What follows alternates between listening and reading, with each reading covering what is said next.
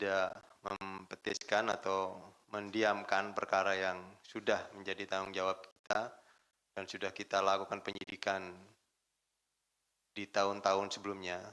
Jadi ini memang bukti bahwa teman-teman di Direktorat Penyidikan, khususnya di Kedeputian Penindakan, terus bekerja untuk menyelesaikan yang sudah dimulai. Pada hari ini juga, hari Senin, tanggal 10 Agustus 2026, kembali kami akan menyampaikan update terkait penanganan perkara, penyidikan, dugaan tindak pidana korupsi, pengadaan barang dan jasa pada PT Bank Pembangunan Daerah Jawa Barat dan Banten, Bank BJB. Tahun anggaran 2021-2023 dalam kegiatan berupa placement iklan yang hari ini kita lakukan penahanan untuk kita segera selesaikan untuk proses pemberkasannya dan kita akan segera limpahkan ke tahap berikutnya. Dalam perkara ini, sebelumnya pada tanggal 13 Maret 2025 KPK telah menetapkan 5 orang sebagai tersangka, yaitu yang pertama Saudara YR, selaku Direktur Utama PT Bank BJB tahun 2019 sampai dengan Maret 2025.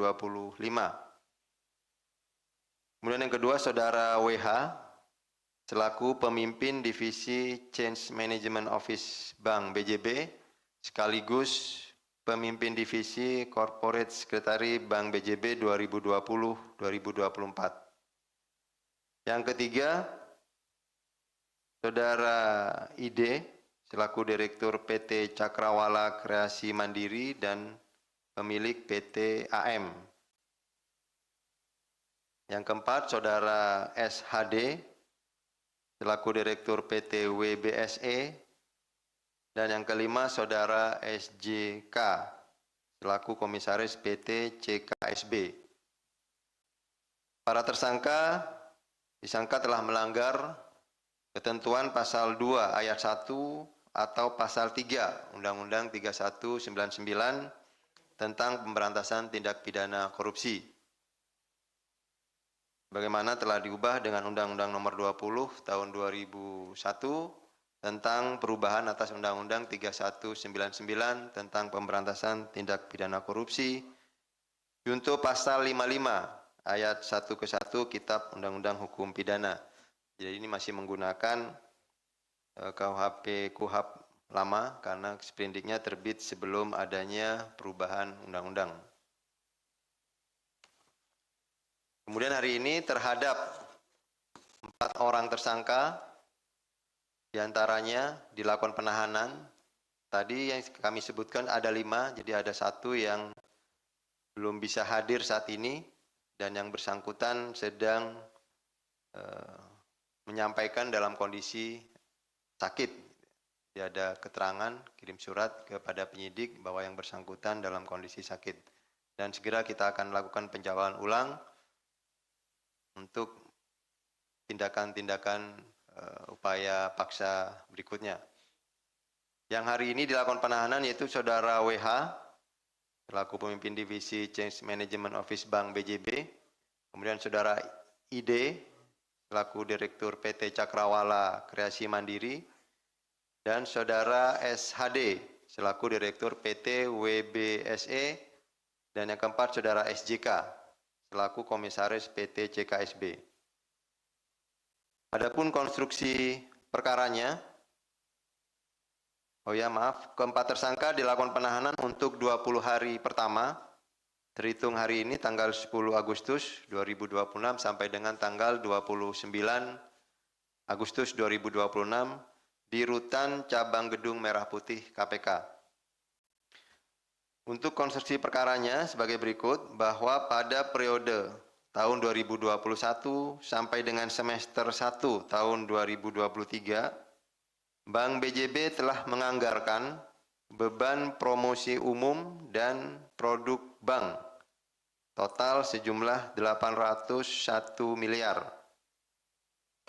melalui divisi Korsek, Corporate Secretary untuk keperluan belanja promosi dan iklan, di mana senilai 410 miliar disetujui untuk dibelanjakan dalam bentuk penempatan iklan media atau media placement di media televisi, cetak, dan online.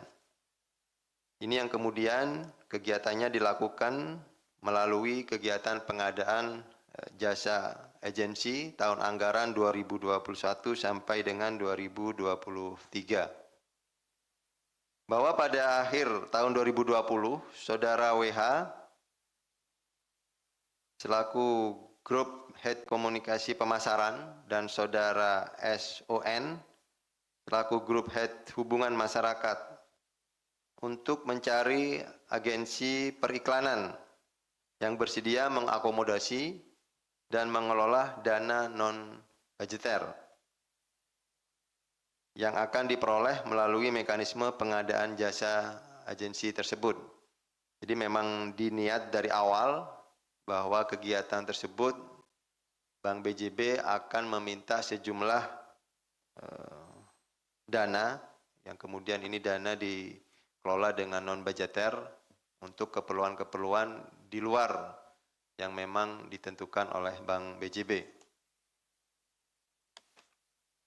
Bahwa kemudian untuk memuluskan skema tersebut, Saudara WH juga memerintahkan Saudara IM dan Saudara SON untuk memecah paket pekerjaan pengadaan jasa agensi tersebut menjadi dua kategori, yaitu di bawah 200 juta dan 200 juta sampai dengan 1 miliar.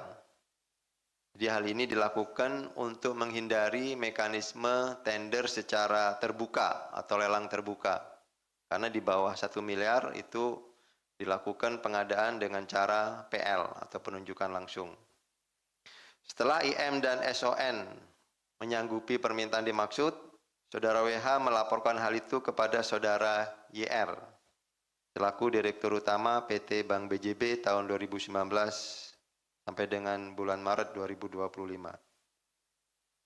Atas rencana tersebut, Saudara IM dan Saudara SON selanjutnya menghubungi beberapa rekanan agensi yang sebelumnya pernah bekerja sama dengan Bank BJB, yaitu Saudara ID selaku Direktur PT CKM dan pemilik PT AM, Saudara SHD selaku Direktur PT WBSE dan Saudara SJK selaku Komisaris PT CKSB.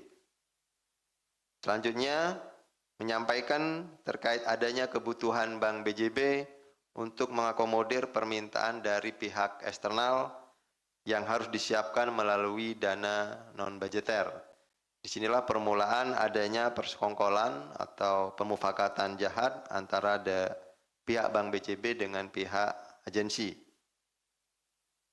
Kemudian pihak agensi diminta untuk menganggarkan dana non-budget tersebut dan menyiapkan apabila terdapat kebutuhan sewaktu-waktu yang diminta oleh Bank BJB, baik untuk kebutuhan direksi dan kebutuhan pihak-pihak lain. Adapun Saudara IM, SON dan SJK selanjutnya masing-masing diminta untuk menyiapkan 2 buah perusahaan jasa agensi sehingga paket pekerjaan dapat dipecah kembali menjadi lebih banyak. Jadi tidak hanya satu perusahaan agensi saja. Selanjutnya, Saudara ID mendaftarkan PT AM dan PT CKM, SHD mendaftarkan PT WBSE dan PT BSCA, dan Saudara SJK mendaftarkan PT CKSB dan PT CKMB untuk menjadi agensi yang akan memperoleh pekerjaan pengadaan jasa tersebut. Jadi masing-masing tersangka yang pihak swasta tadi kemudian membawa perusahaan-perusahaan pendamping atau pinjam bendera untuk kemudian diikut sertakan dalam proses pengadaannya. Bahwa kegiatan pengadaan jasa agensi iklan tahun 2000 tahun anggaran 2021 dilaksanakan pada awal Januari 2021 oleh panitia pengadaan Bank BJB yang dipimpin oleh Saudara JS selaku pemimpin divisi umum. Pada proses tersebut diketahui terdapat pelanggaran atas ketentuan pengadaan barang dan jasa yang dilakukan, antara lain harga perkiraan sementara atau HPS dari kegiatan pengadaan jasa agensi iklan bukan merupakan nilai pekerjaan, melainkan persentase fee agensi. Berikutnya, Divisi Korsek juga membuat memo permohonan pengadaan jasa agensi kepada Divisi Umum yang berisi rekomendasi 3 calon penyedia dengan mengarahkan kepada salah satu penyedia jasa.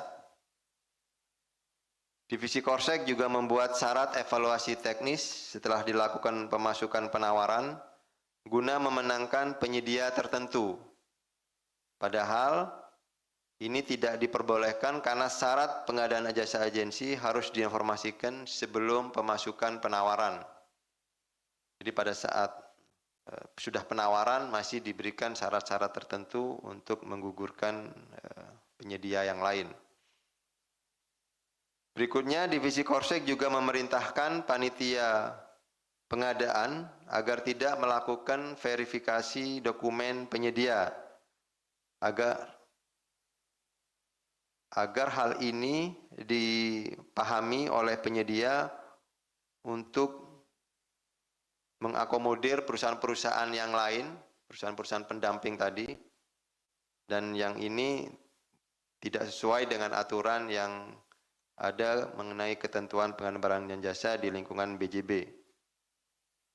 Perbuatan melawan hukum yang dilakukan oleh para tersangka diduga mengakibatkan kerugian keuangan negara berupa selisih pembayaran antara yang telah dibayarkan oleh Bank BJB kepada sebanyak 6 agensi dalam proyek pengadaan placement iklan tersebut, dan dengan yang telah dibayarkan oleh ke-6 agensi tersebut kepada pihak media sebagai penempatan iklan. Jadi selisih antara pembayaran Bank BJB mestinya langsung bisa dibayarkan ke pihak yang media yang mengiklankan begitu.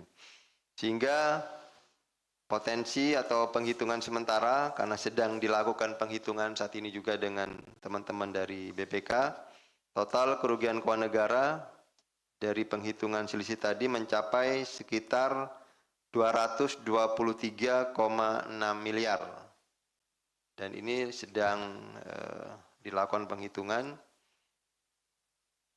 dan segera kita akan dapatkan laporan dari hasil penghitungan yang dilakukan oleh rekan-rekan auditor dari BPK. Bahwa KPK tidak henti-hentinya menegaskan terkait integritas harus menjadi fondasi utama dalam mewujudkan sektor dunia usaha yang bersih dan bebas dari korupsi. Untuk peran saudara YR, secara spesifik tadi memang disebutkan yang bersangkutan ketika menjabat itu dilaporkan oleh saudara Korsek tadi ya, saudara WH, bahwa ada kegiatan-kegiatan yang sebetulnya memang sudah berlangsung lama dari sejak sebelum YR itu menjabat, sehingga kemudian YR ini tetap melanjutkan kegiatan-kegiatan seperti itu dan membiarkan.